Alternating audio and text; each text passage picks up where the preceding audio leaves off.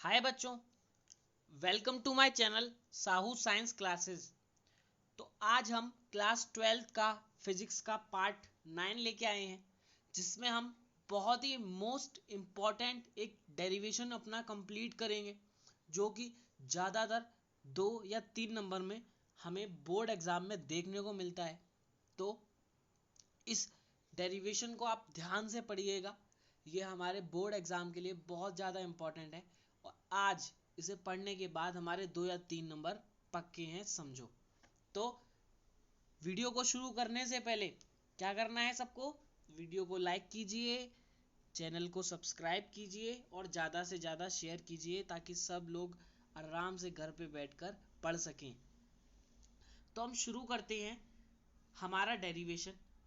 हमारा जो डेरिवेशन है उसकी हेडिंग है अनंत लंबाई के एक समान आवेशित तार के कारण उत्पन्न वैद्युत क्षेत्र की तीव्रता। अब आती है बात कि अगर आपने पुरानी वीडियो नहीं देखी है जिसमें मैंने गॉस की प्रमेय का निगमन कराया था, तो आप पहले उसे देख लीजिए और उसके बाद जो अनुप्रयोग कराए थे उन्हें देख लीजिए।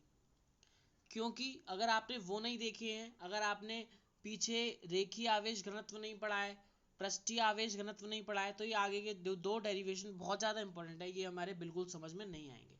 और मैं तो आपको बता चुका हूँ कि ये तो बहुत ज़्यादा ही इम्पोर्टेंट है, इसे अच्छे से करना है आपको, बहुत ज़्यादा इम्पोर्टेंट है ये। तो पहले पुरानी वीडियोस को देखिए, उसके बाद में इस वीडियो को देखिए, ये आपके तभी समझ में आएगा। तो देखो, मैं आपको डायरेक्ट डायग्राम दिखाता हूँ कि डायग्राम क्या हमसे कहना चाह रहा है। हम नीचे जाते हैं, मैंने आपको ये डायग्राम रख रखा है। इस डायग्राम में ये एक अनंत लंबाई का हमने तार लिया है, हमें नहीं पता इसकी लंबाई कितनी है, हमने अनंत मानी है, ठीक। अब एक समान आवेशित तार, ठीक है, अनंत लंबाई के एक समान आवेशित तार के कारण। अब भाई जो एक समान आवेशित, मैंने आपको बताया था कि इस पर जब हम आवेश देते हैं, एक तार पर जब हम आवेश देंगे तो वह उसकी लंबाई पर समान रूप से वितरित हो जाता है। ये वाली बात आपको याद है कि नहीं? वह उसकी लंबाई पर समान रूप से वितरित हो जाता है। तो इसमें से वैद्युत क्षेत्र इस प्रकार निकल रहा होगा, ठीक। इसमें से वैद्युत क्षेत्र चारों तरफ इस प्रकार वैद्युत क्षेत्र इसमें से निकल रहा होगा। ओके, इतनी बात समझ में आई। अब इसके कारण वैद्युत क्षेत्र की तीव्रता निकालनी हमने, हम इसके नजदीक एक बिंदु लेंगे P, वहां पर पॉइंट पे हम देखेंगे कि यहाँ पर वैद्युत क्षेत्र की तीव्रता क्या है। तो अनंत लंबाई के एक समान आवेशित तार के कारण उत्पन्न वैद्युत क्षेत्र की तीव्रता। तो देखो, सबसे पहले अपनी थ्योरी पढ़ते हैं कि माना कि किस अनंत लंबाई का एक समान आवेशित चालक तार है। भाई आवेशित है और चालक है, चालक है जब भी तो आवेशित है, तभी तो उसमें आवेश प्रवाह हो सकता है। तो आवेशित चालक तार जिसे प्लस क्यू आवेश दिया था, उसे तार को क्या दे दिया आपने, प्लस क्यू आवेश दे दिया, जो तार की सतह पर समान रूप से वितरित हो जाता है। तार की सतह पर मतलब है तार की संपूर्ण लंबाई पर समान रूप से वितरित हो जाता है या बट जाता है या उस पर फैल जाता है, जैसा कि हमें डायग्राम में ये दिखाया गया है। ये जो प्लस प्लस के साइन है, ये हमें ये शो कर रहे हैं कि जो क्यू आवेश था वो इस लंबाई पर, इस तार की लंबाई पर समान रूप से वितरित हो चुका है। तब हमें इसके कारण आर दूरी पर, अब हमें क्या करना है, इसके कारण, इस तार के कारण, इस वायर के कारण हमने एक आर दूरी पर पी पॉइंट मान लिया। आर दूरी पर हमने क्या मान लिया, पी पॉइंट मान लिया। उस पर हमें वैद्युत क्षेत्र की तीव्रता ज्ञात करनी है। तो डायग्राम में हमने देखो, थ्योरी कितनी इजी होती है बनाना। हमें क्या किया, हमने एक तार लिया, उस तार में हमने आवेश दिया जो कि उसकी संपूर्ण लंबाई पर क्या हो गया, समान रूप से वितरित हो गया, ठीक है। अब हमें क्या करना है कि इसके कारण किसी आर दूरी पर, स्मॉल आर दूरी पर, ये स्मॉल आर दूरी दिख रही है आपको, ये स्मॉल आर दूरी पर हमें क्या करना है, वैद्युत क्षेत्र की तीव्रता निकालनी है। ये स्मॉल आर दूरी पर हमारा पी जो पॉइंट है, इस पर हमें वैद्युत क्षेत्र की तीव्रता ज्ञात करनी है। तो अब पहले हम जो पढ़ के आ चुके हैं, हमारा एक गॉसीय पृष्ठ बनता था, गॉस के नियम में हमने पढ़ा था। कैसे, जब हमने अनुप्रयोग पढ़े थे तो अनुप्रयोग में हमने देखा था कि यदि हम यहाँ पे Q लेते हैं आवेश इस गोले पर, तो समान रूप से इसकी सतह पर आवेश जो होता था वो वितरित हो जाता था। और यदि अगर हम बाहर एक P बिंदु ले लें यहाँ पे, तो और इसके कारण जब हमें वैद्युत क्षेत्र की तीव्रता ज्ञात करनी है तो हमें बाहर एक गॉसियन पृष्ठ की कल्पना करनी पड़ती थी। उसी कारण, बिल्कुल उसी कारण यहाँ पर क्या होगा, एक P बिंदु है और वैद्युत क्षेत्र इसके चारों तरफ इस प्रकार से निकल रहा है। ठीक है, इस तार के कारण वैद्युत क्षेत्र हमारा चारों तरफ निकल रहा है। तो ये क्या करेगा, एक बेलनाकार इस प्रकार गॉसीय पृष्ठ की कल्पना कर देगा। इसमें क्या बन जाएगा, एक गॉसियन पृष्ठ बनेगा, लेकिन उसकी कल्पना किस प्रकार होगी, एक बेलनाकार होगी।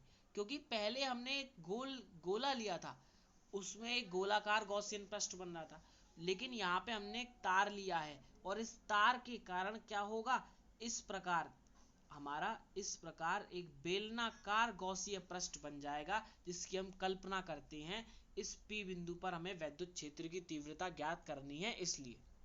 ठीक लगे हाथ। एक और बात समझ लीजिए कि जब ये गॉसियन पृष्ठ हमारा बन गया इस प्रकार, ये गॉसियन पृष्ठ बन चुका है, तो देखो वैद्युत क्षेत्र हमारा इस प्रकार निकल रहा है तार में से, तो वैद्युत क्षेत्र की दिशा इसने ई वेक्टर दिखा दी हमें। और डीए कैसे, देखो आप डीए आप ही देखिए, इसमें क्लियर आपको समझ में आ रहा होगा, ये डायग्राम इजी है, अच्छा है। इसमें क्या है, एक गॉसियन पृष्ठ इस प्रकार से बन रहा है, तो ये पूरी सरफेस जा रही है, ये पूरी, जब ये पूरी सरफेस जा रही है तो इस सरफेस में हमने छोटा सा अल्पांश लिया। जब छोटा सा अल्पांश लेंगे तो उसकी दिशा किधर है, ई की तरफ ही है। तो डीए क्षेत्रफल जो सदिश है वो उसकी दिशा भी किधर है, ई की तरफ है, और इसकी भी इधर है। लेकिन यदि हम देखो, एक देखो पृष्ठ कैसे बन रहा था, एक इस प्रकार बन रहा था, ये बन रहा था पृष्ठ। ठीक है, ये वाला पृष्ठ बन रहा है हमारा। ठीक है, लेकिन दो पृष्ठ और बन रहे हैं, दो पृष्ठ हमारे पास और बन रहे हैं। एक तो ये पृष्ठ बन रहा है हमारा गोला, एक गोल भाई पृष्ठ ये हो गया, और एक नीचे की तरफ हमारा गोल पृष्ठ हो गया एक। ठीक है, और एक ये पूरा सरफेस हो गया हमारे पास एक बेलनाकार। एक बेलन लिया यदि हमने, तो इस बेलन में कितने सरफेस, एक तो ये हो जाएगा, एक ये हो जाएगा, और एक ये पूरा सरफेस हो जाएगा। ठीक है, तो आपको समझ में आ गया होगा। और E और D यहाँ पे तो क्या है, एक ही दिशा में है, और यहाँ पे क्योंकि ये सरफेस क्या है, ऊपर की तरफ, इस प्रकार इसका क्षेत्रफल सदिश किधर है, इधर इस दिशा में है। लेकिन लेकिन लेकिन लेकिन क्षेत्रफल सदिश तो इस दिशा में है, लेकिन वैद्युत क्षेत्र तो इस प्रकार निकल रहा है, तो ये दोनों एक दूसरे के क्या है, लंबवत है, यानी कि इनके बीच थीटा 90 डिग्री का बन रहा है। और इसकी लंबाई हमने L मान रखी है। आपको समझ में आ गया होगा किस प्रकार से गॉसीय बेलन की, गॉसीय पृष्ठ की कल्पना कर रहे हैं हम। नहीं समझ में आया तो मुझे बताइएगा, एक बार फिर से देखिएगा। ये एक एक ये दो और एक ये तीन, एक तो ये पूरा सरफेस हो गया हमारा, एक ये हो गया, एक ये हो गया।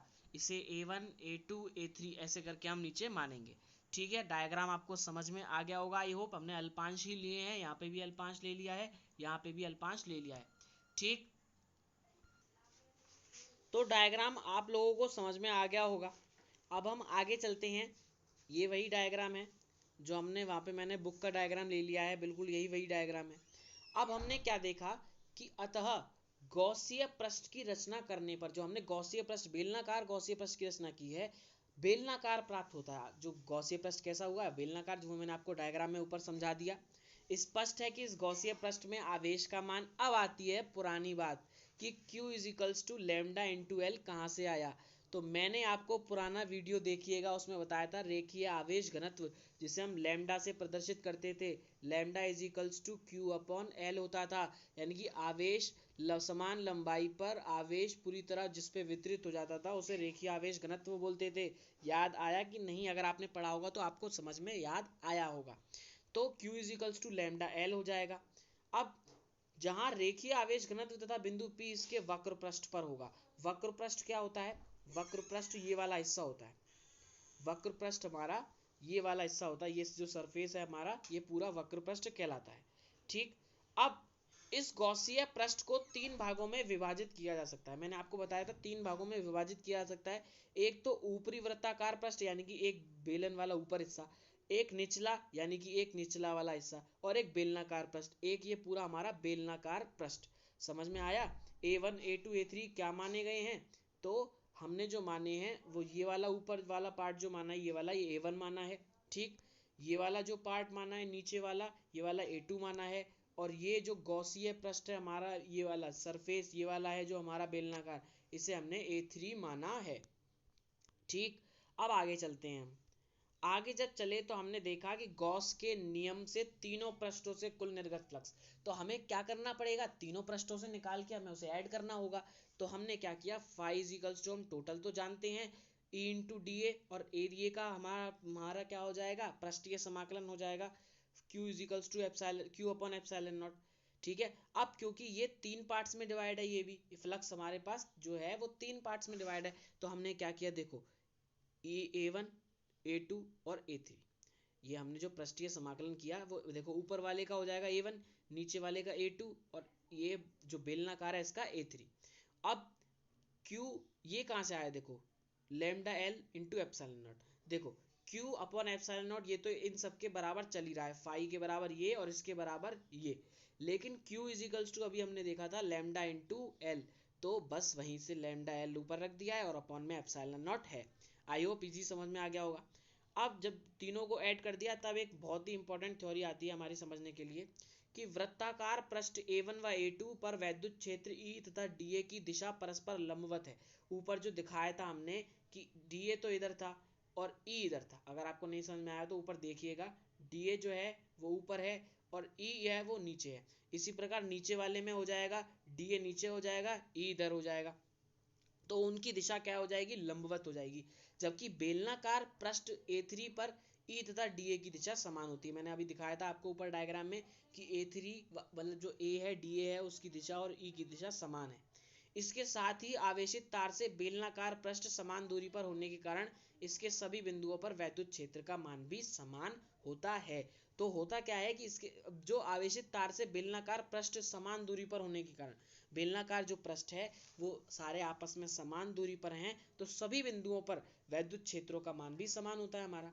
अतः समीकरण 2 से, समीकरण 2 कौन सा माना है हमने, ये वाला समीकरण 2 मान लीजिए, ये समीकरण 2 है हमारा। समीकरण 2 में हमने देखा जब बाई थीटा लंबवत है A1 और A2 में तो cos 90, और इसमें A3 जो है बेलनाकार वाले में E और DA की जो थीटा है दोनों के बीच का वो कैसा है, जीरो, तो यहाँ पे जीरो, और ये बराबर किसके चल रहा था, lambda L upon epsilon not के।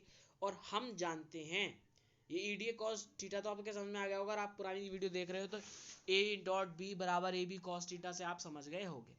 तो यहाँ पे हमारा cos 90 जीरो कर देगा, cos 90 जीरो कर देगा क्योंकि इनकी वैल्यू जीरो होती है, और हमारा ये बचेगा ई डी ए बराबर lambda L upon epsilon not, क्योंकि cos जीरो की वैल्यू कितनी होती है, 1। अब आते हैं नीचे, क्यों ई हमने बाहर ले लिया, ये हमारा डी ए बचा है, इससे इंटीग्रेशन का साइन खत्म हो जाएगा, lambda L upon epsilon not. लेकिन हम जानते हैं इसकी वैल्यू क्या निकल के आएगी, 2 π r l। ठीक है, अब बेलन के वक्र पृष्ठ की बात हो रही है भाई, बेलन के वक्र पृष्ठ की बात हो रही है, इन सरफेसों की नहीं हो रही है। ये जो बेलन था हमारा ये वाला, इस हिस्से की बात हो रही है, इसका बेलन का वक्र पृष्ठ का क्षेत्रफल होता है 2 π r l। तो e into 2 π r l, 2 π r l यहाँ डिवाइड में चला जाएगा, तो क्या बचेगा हमारे पास, lambda upon epsilon not into 2 π r l, या फिर ई बराबर lambda upon 2 π r into epsilon not. ये मोस्ट इंपॉर्टेंट फॉर्मूला है, याद रखिएगा। या फिर अथवा हम इसे 1/4 की फॉर्म में चेंज कर सकते हैं। कैसे, हमने क्या किया, 1/4 एप्सिलॉन और हमने ले लिया, तो हमने क्या किया, ऊपर नीचे 2 का मल्टीप्लाई कर दिया। जब यहाँ नीचे ऊपर नीचे 2 का मल्टीप्लाई करेंगे तो ऊपर तो हो जाएगा 2 लेमडा, ऊपर हो गया 2 लेमडा, और नीचे 2 दूनी 4 pi epsilon not into R. तो हमने ये पुराने तीव्रता वाले फॉर्मूले की तरह इसे बना दिया है। यहाँ से एक चीज पता चलती है क्या, कि देखो ये कांस्टेंट है, लेमडा कांस्टेंट है, सिर्फ आर जो है वो वेरिएबल है, आर जो है वो कांस्टेंट नहीं है। तो ई जो है वो प्रोपोर्शनल है आर के, अर्थात किसी बिंदु पर वैद्युत क्षेत्र की तीव्रता उसकी तार से दूरी के व्युत्क्रमानुपाती होती है। जिस प्रकार दूरी बढ़ती जाएगी उतनी वैद्युत क्षेत्र की तीव्रता घटती जाएगी, जितनी दूरी घटती जाएगी उतनी वैद्युत क्षेत्र की तीव्रता बढ़ती जाएगी। आई होप आपको ये डेरिवेशन अच्छे से समझ में आया होगा। मैंने कोशिश की आपको इजी वे में समझाने की, अगर फिर भी कोई डाउट रहता है तो आप मुझे कमेंट करके बता सकते हैं। तो मिलते हैं नेक्स्ट वीडियो में बहुत जल्द। ये मोस्ट इंपॉर्टेंट डेरिवेशन है, आपके बोर्ड में बहुत ज़्यादा पूछा जाता है, तो इसे अच्छे से कीजिएगा। तो चलते हैं गाइस, गुड बाय। पढ़ते रहिए, क्योंकि पढ़ेगा इंडिया तभी तो बढ़ेगा इंडिया।